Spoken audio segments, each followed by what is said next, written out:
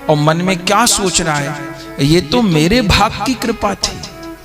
मैं कब से सोच रहा हूं कि मेरा नाम में मन नहीं लगता, मेरा भजन में मन नहीं लगता, मुझे भगवान का अनुभव नहीं होता, मैंने कृपा पाने के बाद भी खो दी। ये तो मेरे भाग की कृपा थी, मैं वंचित हो गया अपने अवगुणों के कारण। रैदास जी के पास आया, ये नहीं बोला कि मैंने वो उस दिन चरणामृत गिरा दिया था, वो सोच रहा है इनको कुछ पता ही नहीं। रैदास जी के पास पहुंचा और क्या कहता है रैदास जी को? रैदास जी ने कहा आओ। उस दिन वो ध्यान में नहीं थे, बैठे नाम जप कर रहे थे। रैदास जी ने कहा कहो। राजा का कहता है महाराज थोड़ा सा चरणामृत दे दो। वो जो कठौते में पानी भरा था, इशारा करके थोड़ा चरणामृत दे दो। रैदास जी क्या बोले? राजा चरणामृत तो उस दिन था, आज तो चमड़ा भिगोने का पानी है, आज चरणामृत नहीं है। चरणामृत तो उस दिन था, आज तो चमड़ा ही भिगोने का पानी है। तब राजा मन मसोस के रह गया कि मैं अपने ही भूल के कारण कृपा से वंचित हो गया।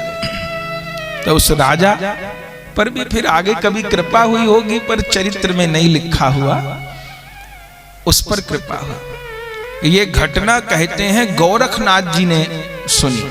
गुरु गोरखनाथ जी उस समय प्रचार पूरे भारत में कर रहे थे, तो वो भी काशी आते थे बीच बीच में। तो कबीर दास जी के गए, वहां उन्होंने घटना सुनी कि ऐसा ऐसा हो गया, वो चरणामृत दिए और ऐसी बात हो गई। तो उन्होंने कहा हम भी रैदास जी से मिलके आए। तो रैदास जी कभी दर्शन नहीं किया था गोरखनाथ जी, कबीर दास जी के पास आते थे। अच्छा, कबीर दास जी के पास कोई आवे तो कबीर दास जी रैदास जी का चरित्र सुनाते थे। तो उनके मन में हुआ हम भी जाएं रैदास जी के पास। तो रैदास जी के पास आए, मिले, सत्संग किया। अब क्या है, महात्मा को बाहर से देखने में तो पता पड़ेगा नहीं उनकी गहराई को। अब बाहर से जो रैदास जी को देखता है उनको लगता है तो मोची हैं, वो कामी मोची का करते थे, ऐसा रूप भी बनाए रखते थे। उनको लगा इनकी कथा सुना रहे थे कबीर दास जी, ये महात्मा है, इनको भगवान का दर्शन हो गया, ऐसा हो गया, वैसा हो गया, ये तो मोची हैं। पर चलो कोई बात नहीं, बैठे सत्संग किया। अब गोरखनाथ जी को प्यास लगी वहां पे, तो रैदास जी को कहा जल चाहिए मेरे को पीने के लिए। अब रैदास जी पे और बर्तन तो था नहीं, उन्होंने वहीं जो कठौते का जल था वो लिया और गोरखनाथ जी के पास खप्पर रहता था उसमें डालने लग गए। तो गोरखनाथ जी ने डलवा तो लिया पर पिए ना। बोले हे भगवान, इनके यहाँ पानी पीने की भी व्यवस्था नहीं है। कोई मेहमान आए पानी मांगे तो उसको कोई मटके में, कोई कलश में पानी रखा होगा, हाथ धो के वो पानी देंगे कि चमड़ा भिगो रखा वही पानी दे रहे हैं मेरे को। पर ये भी सुना था कि सिद्ध हैं, तो ले तो लिया अपने खपरे में, लेकिन पिया नहीं। बोले बाद में जाके पिएंगे, लेके बाहर चले। फिर सोचे कबीर दास जी के पास जाऊं, उन्हीं से पूछूं, महिमा तो इतने गाते हैं और ये रैदास जी को व्यवहार तक का ज्ञान नहीं है कि कोई महात्मा आए तो क्या कोई अपने कठौती का जल देगा। कबीर दास जी के गए तो कबीर दास जी कहीं सत्संग करने गए हुए थे। कबीर दास जी की बेटी थी कमाली, उस समय ब्याह नहीं हुआ था कमाली जी का, कमाली थी। तो गोरख बाबा आए, गोरख बाबा ने कहा बेटी प्यास लग रही है, जल पिला। तो कमाली दौड़ के लाई और लोटे में भर के जल दे दिया उनको, पी लिया। तब गोरखनाथ जी ने कहा बेटी तेरे बाबा तो रैदास जी की इतनी कथा गाते हैं, मैं उनके यहाँ गया, उनसे जल मांगा तो मुझे अपना वो चमड़ा जिसमें भिगोते हैं वो पानी दे दिया पीने को। कमाली ने कहा क्या कहा? रैदास चाचा ने आपको कठौते का जल दिया था? बोले हाँ। बोले कहाँ है? बोले मेरे खप्पर में। बोले चाचा मुझे दे दो। बोले तू पी ले, तू क्या करेगी? बस जैसे लिया कमाली ने, अब वो तो जानती थी महिमा, तुरंत पी गई उस जल को, तुरंत पी गई और बोली कुछ नहीं। और फिर गोरखनाथ जी को तो खबर नहीं और गोरखनाथ जी तो चले गए। और जाने के बाद में फिर धीरे धीरे करके समय बीता, फिर कमाली का विवाह हो गया। कबीर दास जी की जो बेटी कमाली थी मुल्तान में ब्याही गई थी। तो कमाली का ब्याह हो गया, वो मुल्तान चली गई ब्याह होने के बाद। अच्छा, कई बरस बीत गए। गोरखनाथ जी एक बार घूमते घूमते मुल्तान गए। वो तो भ्रमण करते थे धर्म के प्रचार के लिए, मुल्तान गए। अब मुल्तान में गलियों में घूमते थे और क्या कहते थे, कोई गोरखनाथ को भिक्षा करवा दो, कोई गोरखनाथ को भिक्षा करवा दो। अब वो कोई उनको भिक्षा करवाने के लिए बुलाता था तो उनकी शर्त क्या थी कि मेरा खप्पर भरो पहले। वो खप्पर रहता है ना जोगियों के पास में, वो भरो। तो जो मेरा खप्पर भरेगा अन्न से या किसी भी वस्तु से, उसके घर पे भोजन करूंगा। अब उनका खप्पर चमत्कारी था, कोई एक बोरी अनाज भी डाल दे तो खप्पर न भरे उनका, तो कोई उनको भोजन नहीं करवा पाता था। वो घूमते थे, कोई गोरखनाथ को भोजन करवा दो, कोई गोरखनाथ को भोजन करवा दो। अब उनको पता नहीं था यहीं पर कबीरदास जी की बेटी भी आई है, तो कमाली की ससुराल के घर से भी आगे से निकले। कमाली ने आवाज सुनी, ये तो गोरख चाचा की आवाज है। अपने पति को कहा इनको बुला लो, मैं भोजन कराऊंगी, ये तो मेरे पिताजी के मित्र हैं। कमाली के पति ने कहा इनको मत बुला लेना, बड़े जोरदार साधु हैं ये। कहते हैं भिक्षा कराओ, जो घर में बुलाता है इसको कहते हैं मेरा खप्पर भरो। खप्पर कोई भर नहीं पाता तो बेइज्जती हो जाएगी, इनको न बुलाओ। कमाली ने कहा बुला दो, मैं इनका खप्पर भर दूंगा। बोले तू कैसे भर देगी, लोग बोरी बोरी डाल देते तब नहीं भर पाता। बोले बुलाओ। जैसे बुलाया, बिठाया तो पर्दे में थी कमाली। अंदर आ गए गोरखनाथ जी। कमाली के पति ने कहा बताइए क्या भोजन करेंगे। गोरखनाथ जी ने कहा भोजन बाद में करूंगा, पहले मेरा खप्पर भरो तब भोजन करूंगा। खप्पर आगे बढ़ा दिया। कमाली भी तैयार थी, पर्दे में आई और एक चुटकी चावल लेके आई, एक चुटकी, और एक चुटकी चावल गोरखनाथ जी के खप्पर में डाले और खप्पर पूरा भर गया। गोरखनाथ तो चौंक गए, बोले कौन।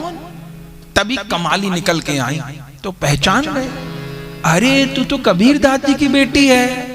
बोले हाँ, यहां कैसे आ गई। बोले बाबा मेरा यहां ब्याह हुआ है। अच्छा, तो बेटी ये कमाल तेरे पास कहां से आया, मेरा खप्पर तो दुनिया में कोई भर ही नहीं पाता, तूने एक चुटकी चावल में खप्पर भर दिया।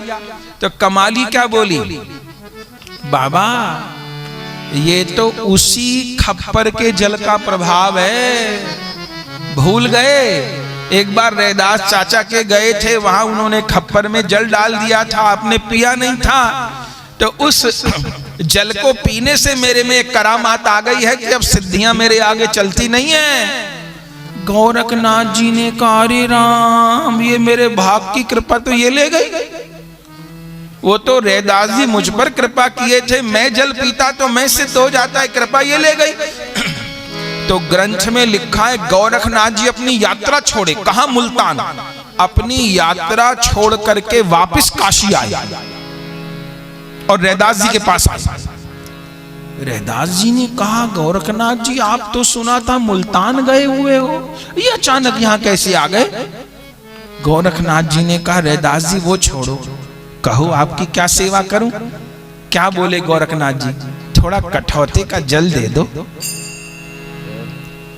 रैदास जी भी जान गए तो गोरखनाथ जी को क्या बोले, सुनिएगा, उस समय का दोहा है। क्या बोले रैदास जी, गोरखनाथ जी ने कहा थोड़ा जल दे दो कठौते का। रैदास जी क्या बोले, प्याते थे तब पिया नहीं, थे तब पिया नहीं। अरे जब पिला रहे थे तब पिया नहीं, प्याते थे तब पिया नहीं, प्याते थे तब पिया नहीं। जिन पिया पिया को जान लिया, जिन पिया पिया को जान लिया, जिन पिया पिया को जान लिया, जिन पिया पिया को जान लिया। भूला जोगी फिरे दीवाना, भूला जोगी फिरे दीवाना। वह पानी मुल्तान गया। वह पानी मुल्तान गया। जब पिला रहे थे तब पिया नहीं, जिसने पिया उसने पिया को जान लिया। अब वो पानी तो मुल्तान चला गया। गोरखनाथ जी समझ गए क्या बोल रहे, मुल्तान चला गया माने वो तो पी करके मुल्तान में ब्याही गई बेटी। अब गोरखदास जी प्रणाम करके फिर आ गए, बोले तो कुछ नहीं। ऐसा चमत्कार केवल नाम की कृपा से, नाम निष्ठा, गुरु निष्ठा, संत निष्ठा की कृपा से ऐसा चमत्कार। बोले एक बार रैदास जी सेवा वही करते रहे, जूता गांठने वाली सेवा तो मलिए उनका साधन था, वो साधु सेवा उसको कभी नहीं छोड़े, तो ये सेवा तो करते रहे। एक पंडित जी आते थे उनके यहाँ, वो पंडित जी राजा के यहाँ वो सेवा करते थे, और राजा तो रोज गंगा जी नहीं जा पाता था, तो वो राजा की ओर से प्रत्येक दिन विश्वनाथ भगवान का पूजन करते थे। काशी में विश्वनाथ हैं, और गंगा जी का पूजन करते थे रोज।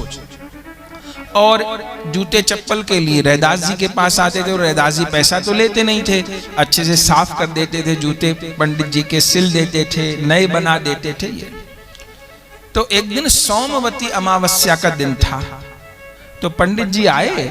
ऐसे वो हमेशा भी कहते थे रैदास जी को। रैदास जी से क्या बोले, रैदास जी कभी आप गंगा स्नान को नहीं जाते? अरे काशी में रहते हो, गंगा नहीं नहाते, तो गंगा स्नान को क्यों नहीं जाते? आज तो सोमवती अमावस्या है, गंगा स्नान को चलो। लेकिन जब भी वो पंडित जी रैदास जी को कहते थे गंगा स्नान को, तो रैदास जी क्या कहते, मन चंगा तो कठौती में गंगा। ये कहावत जो है रैदास जी की है, बोलते तो सब हैं ये, पर कहावत किसकी है? ये रैदास जी बोलते थे ये बात। पंडित जी को बोले, पंडित जी मन चंगा तो कठौती में गंगा। पंडित जी ने कहा ये सब कहने की बात है, आप जाते तो हो नहीं। तब रैदास जी ने कहा मेरा गंगा जी से विरोध नहीं है, जब समय मिलता है मैं स्नान भी कराता हूं, लेकिन पर्व पर तो बिल्कुल नहीं जाता। क्यों? चूंकि इतने ब्राह्मण संत लोग वहां नहाने जाते हैं, मुझे लगता है मैं किसी से छू जाऊंगा तो फिर वो उसको कष्ट हो कि ये चरमकार कुल में जन्म लिए, जूता गांठते हैं, तो सबको कष्ट होगा, इसलिए मैं नहीं जाता। दूसरा कारण ये है कि जब त्योहार आते हैं तो मेरा भी काम बढ़ जाता है, इतने संत लोग आते हैं तो सब लोग जूता चप्पल मुझे दे के जाते हैं, अब मैं नहाने चला जाऊं तो सेवा छूट जाए। तो ये जो संत लोग अपनी पादुका दे के जाते हैं ना, तो इसमें जो रज लगी है मैं तो उसी से स्नान कर लेता हूं, पादुकाओं को माथे से लगाता हूं, और मुझे लगता है सारे तीर्थ मैंने कर लिए। पंडित जी कहते रैदास जी ये बात आप मत करा करो, अरे गंगा के तट पे रहते हो, गंगा नहीं नहाते, गंगा स्नान तो करना चाहिए। रैदास जी फिर हंस के कह देते मन चंगा तो कठौती में गंगा। रैदास जी ने से पंडित जी ने कहा अरे रैदास जी छोड़ो आप बात, कभी दर्शन प्रणाम को तो चला करो। रैदास जी ने कहा ठीक है पंडित जी, आप तो जा रहे हो, राजा की ओर से पूजा करते हो, ये लो ये दो केले दिए पंडित जी को, और कहा आज पर्व है ना, सोमवती अमावस्या है, तो ये 2 केले मेरी तरफ से भी गंगा मैया को चढ़ा देना। पंडित जी ने कहा ठीक है चढ़ा देना। तो पंडित जी गए, राजा की ओर से पूजा करते थे, अच्छे से गंगा जी की पूजा की, और सब पूजा करके चलने लगे। तब उनको ध्यान आया कि ओ रैदास जी ने भी 2 केले दिए, तो उपेक्षा पूर्वक ऐसे लेके फेंक दिए गंगा जी में। लेकिन जैसे गंगा जी में रैदास जी के केले फेंके, इतनी देर में तो गंगा जी से हाथ निकल आया, और रैदास जी जो केला फेंके उसको हाथ में गंगा जी ने ले लिया। पंडित जी तो देखते रह गए, हमारी तो उम्र बीत गई गंगा जी की पूजा करते करते, कभी गंगा जी ने हाथ बढ़ा के कोई सामग्री स्वीकार नहीं की, और रैदास जी ने 2 केले दे दिए तो मैया हाथ में ले रही है 2 केला। फिर देखते रहे, अब थोड़ी देर बाद फिर हाथ निकला, और इस बार गंगा मैया के हाथ में कंगन था, मणि जड़ित कंगन, बड़ा सुंदर। वो हाथ निकला और वो कंगन गंगा मैया ने पंडित जी को दिया। पंडित जी ने कहा ये क्या है? बोले रैदास जी ने भोग लगाया ना मुझे, तो मैं भी तो कुछ प्रसाद दूंगी, तो कह देना रैदास जी को ये गंगा मैया ने प्रसाद दिया। गंगा जी का प्रसाद देख के तो पंडित जी की आंख फटी रह गई। बोले हमारा जन्म बीत गया, गंगा जी की सेवा करते करते हमें तो कुछ ना मिला, और आज रैदास ने 2 केले क्या चढ़ा दिए, तो गंगा मैया ने कंगन दे दिया। अब पंडित जी लेके चले, अब कंगन को देखते जाएं, और मैया ने कहा था कि रैदास जी को दे देना। पंडित जी का मन डोल गया। बोले रैदास जी ने तो कहा था 2 केले चढ़ा देना, ये थोड़ो कहा था कि मैया कुछ दे वो भी मुझे लाके देना। तो क्या जरूरत, रैदास जी को थोड़ो पता है कि गंगा मैया ने मुझे कुछ दिया है। इस कंगन को अपनी जेब में रखो चुपचाप। अब पंडित जी ने अपने पास रख लिया, और उस दिन से रैदास जी के यहाँ जाने ही छोड़ दिया। न तो रोज जाते थे उनके यहाँ, वहीं से होके निकलते थे, जाने ही छोड़ दिया। रैदास जी को खबर नहीं। अब पंडित जी को मन में लगे इस कंगन का क्या करूं, तब उनको लगा कि बेच दूं इसको। तो जो काशी में सर्राफ लोग थे उनके पास गए कंगन दिखाने कि मुझे कंगन बेचना है। अब देख के सर्राफ अपनी गद्दी से खड़े हो जाए और पंडित जी को कहें ये कंगन कहां से लाए? पंडित जी क्या कहें, मेरी माँ का है, मेरी दादी का है, मेरी नानी का है। सर्राफ लोग कहें ऐसा कंगन तो हमने देखा नहीं। अच्छा पंडित जी 2 कंगन होंगे? बोले नहीं, एक ही है। करना क्या है? बोले बेचना है। बड़े बड़े सर्राफ लोग कहें महाराज इसकी कीमत हम नहीं दे पाएंगे, हम अपनी सारी दुकान लगा दे दाव पे तब भी नहीं दे पाएंगे। घूमते रहे, किसी ने दाम ही नहीं लगाए, सबका इसके दाम हम नहीं लगा पाएंगे। करते करते जो काशी का सबसे बड़ा सर्राफ था उसके यहाँ गए पंडित जी। अब वो भी खड़ा हो गया। उसने कहा पंडित जी ये कहां से मिला? अब ये तो बताए नहीं सारी बात। मेरी दादी का था, मेरी नानी का था, मेरी माँ का था, हमारा खानदानी है। और सर्राफ लोग कहें कि महाराज गजब, इसकी तो कीमत हम नहीं बता सकते। पंडित जी ने कहा जो दे सकते हो दे दो, अब मैं कब तक लेके घूमूं? किसी ने नहीं पैसा दिया। तब वो सेठ बोले कि महाराज कीमत तो मैं नहीं लगा सकता इसकी, लेकिन आप पैसा कहते हो तो जो मेरी औकात है मैं दे दूंगा ज्यादा से ज्यादा। कितना पैसा दोगे? बोले 1000 रुपया दे दो। अब उस जमाने में 1000 मान लीजिए 1 करोड़ रुपया आज का। अब पंडित जी ने कहा देखे थे 1000। उन्होंने उस सर्राफ को कहा दे दो। अब 1000 रुपया दे दिए पंडित जी को। पंडित जी तो आनंद में आ गए। पंडित जी रुपया ले आए, रैदास जी के जाने ही छोड़ दिया। अब उस सर्राफ के यहाँ वो कंगन आ गया। उसके यहाँ पर लोग जेवर खरीदने आते थे। तो काशी में एक सेठ रहते थे, उनकी सेठानी एक दिन वहां पर जेवर लेने आई, कंगन ही लेने आई। अब कंगन वो देखने लगी तो उसको वो कंगन भी रखा दिखाई दे गया। अब वो इतना आकर्षक था, सेठानी ने कहा कि पंडित जी मुझे ये, ओ सर्राफ को कहा कि मुझे कंगन चाहिए। उन्होंने दिखाया। बोले दूसरा दिखाओ। और सर्राफ ने ये नहीं बोला कि पंडित जी बेच गए। बोले नहीं सेठानी एक ही कंगन है। सेठानी ने कहा भाई कंगन तो कम से कम 2 होते हैं, 2 हाथ में पहने जाएं, एक कैसे? बोले नहीं। तो उसने कहा दूसरा आप इसके जैसा बना दो। सर्राफ ने कहा बना भी नहीं पाऊंगा। बोले कंगन बड़ा जबरदस्त है, मुझे तो ये चाहिए, कितने का है? सर्राफ ने कहा ये है 5000 का। पंडित जी को दिए थे 1000, सेठानी को बोले 5000 का। सेठानी ने कहा दे दूंगी, दूसरा भी बनवा दो। बोले दूसरा नहीं बन पाऊंगा, एक लेना है तो ले लो। सेठानी ने कहा चलो दो। तो वो 5000 का कंगन ले आई।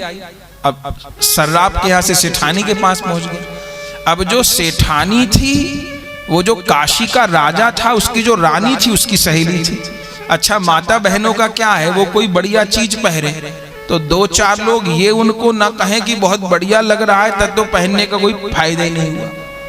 तो उसको लगा सेठानी को कि मैंने कंगन तो पहन लिया पर कोई ये नहीं कह रहा भाई कहां से लाई, ये कहां से तूने लिया। 2-4 लोग कहें तब तो पहनने का फायदा है।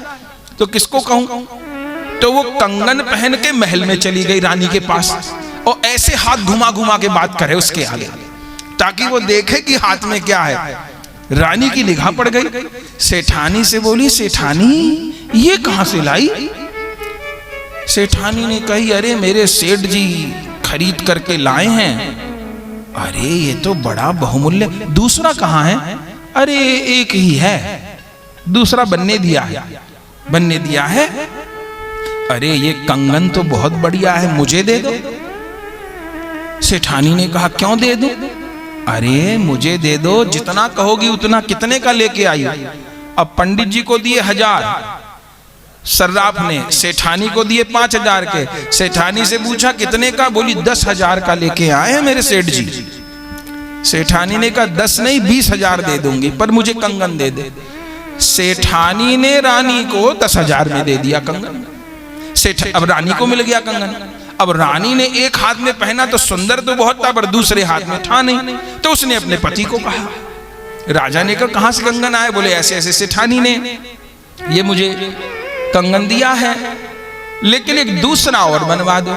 रानी मचल गई। राजा ने कहा, ठीक है, सब बड़े बड़े सर्राफ बुला लिए। अब जो देखे वो यही कहे, नहीं बना पाएंगे महाराज, कोई और बना देंगे, ये तो नहीं बना पाए। करते करते उसी बड़े सर्राफ को बुला लिया और राजा ने कहा, मेरी रानी रूठ गई है, ये रहा कंगन, पता करो कि ये कहां से आया है। सेठानी बता नहीं रही कहां से लिया है। और कंगन को देख के सर्राफ चौंक गए। बोले ये कंगन, ये तो मेरी दुकान से ही गया है। बोले तुम्हारी दुकान से गया, तुम्हारे पास कहां से आया? यदि तुमने बनाया तो दूसरा भी बनवा दो रानी के लिए। सर्राफ ने कहा, राजा साहब माई बाप मैंने नहीं बनाया, मुझे तो पंडित जी बेच के गए थे। बोले कौन पंडित जी? पंडित जी का नाम लिया। राजा ने कहा, वो पंडित जी तो मेरे यही काम करते हैं, मेरे यहाँ पूजा सेवा करते हैं। बोले पंडित जी को बुलाओ। अब पंडित जी को बुलाया, पंडित जी को कंगन दिखाया। पंडित जी देख के कांप गए, ये कंगन कहां से आ गया? राजा साहब ने कहा, पहचानते हो पंडित जी? वहां सर्राफ भी खड़ा था। अब पंडित जी ना हाँ करें ना करें। बोले पहचानते हो कंगन को? बोले हाँ साहब पहचानता हूं, आपने इसके यहां बेचा था। सर्राफ बता रहे हैं आपकी दादी का कंगन था। तो ऐसा है पंडित जी, अब ये तो मैं नहीं पूछ रहा कहां से आया क्या हुआ, मेरी रानी रूठ गई है, मुझे दूसरा कंगन और चाहिए। तो आपके पास एक और होगा, दूसरा और लेके आओ। अब पंडित जी फंस गए, कह गए मेरी दादी का दूसरा कहां से लावे वो। अब इधर देखें उधर देखें। राजा ने कहा, पंडित जी पैसा कितना भी दे दूंगा, कंगन चाहिए, मेरी रानी रूठी हुई है। और यदि कंगन नहीं दिया तो नौकरी से भी जाओगे और दंड भी मिलेगा। पंडित जी तो सिर पकड़ लिए, हे राम ये तो अच्छी आपत आई, नौकरी भी गई और दंड और मिलेगा। और 2 दिन का समय दिया कंगन लाने को। अब पंडित जी का रोटी पानी छूट गया, रात की नींद छूट गई। 2 दिन तक बेचारे रोते रहे, क्या करें। आखिर में फिर रैदास जी के यहाँ ही पहुंच गए। तब से नहीं गए थे रैदास जी के यहाँ। रैदास जी के यहाँ पहुंचे बड़े उदास। रैदास जी ने कहा, पंडित जी आप कहाँ खो गए, इतने दिन से आए नहीं। वो उस दिन आए थे सोमवती अमावस्या को, महीनों बीत गए, आप तो आए नहीं। हम सोच रहे पंडित जी कहाँ हैं। वो हमने वो 2 केले दिए थे मैया को चढ़ाने को, चढ़ा दिए थे ना आपने, कभी गरीब के जान के ऐसे फेंक दिए हो। पंडित जी ने कहा चढ़ा दिए थे। बोले ठीक है, तो उदास क्यों हो? बोले महाराज अब झूठ नहीं बोलूंगा, अब तो मेरे गले में फांसी पड़ गई। बोले क्या हुआ? बोले आपने केला दिए थे और मैया ने आपके लिए कंगन दिया था, मेरी नीयत बिगड़ गई। वो कंगन मैंने आपको लाके दिया नहीं, अपनी जेब में रख लिया। मैंने उसको ऐसे बेचा, उसने उसको ऐसे बेचा, उसने उसको ऐसे बेचा। अब राजा मेरे पीछे पड़ा, या तो दूसरा कंगन दो ना तो मृत्युदंड मिलेगा। रैदास जी ने कहा अच्छा तो मैं क्या कर सकता हूं? पंडित जी क्या बोले रैदास जी को, 2 केले और दे दो। बोले क्या करोगे? बोले फिर 2 केले गंगा मैया को चढ़ाऊंगा और फिर गंगा मैया कंगन दे देगी तो मेरी जान छूटे। रैदास जी क्या बोले, पंडित जी मन चंगा तो कठौती में गंगा। अरे आप क्या सोचते हो वो केला चढ़ाऊंगा तभी मैया मुझे देगी? अरे बिना केला चढ़ाए भी दे देगी। और ऐसा नहीं, वहां तो गंगा बह रही है, मेरे घर में भी गंगा है। और आश्चर्य होगा भक्तमाल जी में क्या लिखा है, उस समय रैदास जी वो कठौते में पानी भरा था, क्या बोले, गंगा मैया एक और कंगन तो देना। उसी समय कठौता से गंगा मैया का हाथ बाहर निकला। उस कठौते से गंगा मैया का हाथ बाहर आ गया और हाथ में कंगन दे करके रैदास जी को दिया। और पंडित जी तो देखते रह गए और रैदास जी ने वो कंगन लेकर के पंडित जी को दिया और पंडित जी से कहा किसी से कहना नहीं, अब ये कंगन ले जाओ राजा को दे दो, आपकी नौकरी भी बच जाएगी, आपको धन भी मिल जाएगा, आपके प्राण भी बच जाएंगे, जाओ।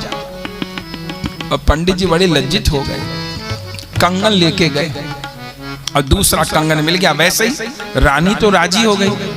राजा ने कहा पंडित जी अब ये तो बताओ ये कंगन ला कहां से रहे हो, ये कंगन आया कहां से, इतना बहुमूल्य कंगन?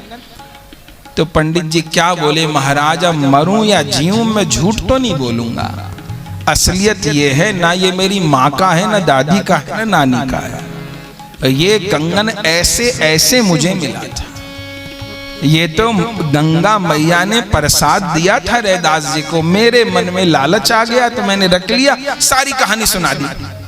और जब राजा ने ये बात सुनी तो राजा के मन में तो भाव उत्पन्न हो गया, अरे राम, मैं उन रैदास जी को ऐसा समझता था, वो रैदास जी तो सिद्ध महापुरुष हैं। और उस समय राजा दौड़े दौड़े नंगे पांव रानी के साथ रैदास जी के पास गए और चरणों में जाकर के प्रणाम किया, महाराज अब जो आपके पास असली संपत्ति है वो मुझे प्रदान करो। तब रैदास जी ने यही कहा, राजा साहब मन चंगा तो कठौती में गंगा। वो गंगा मैया तो पवित्र करती है पर गंगा मैया पाप काटती है। गंगा मैया पाप करने की प्रवृत्ति नहीं काटती, पाप करने की प्रवृत्ति तो नाम वाली गंगा काटती है, कृपा वाली गंगा काटती है। तो राजा को नाम का उपदेश दिया और फिर राजा भी रैदास जी के पहले से भक्त थे, भक्त हो गए। अब तो चारों ओर काशीपुरी में श्री रैदास जी का प्रभाव फैल गया।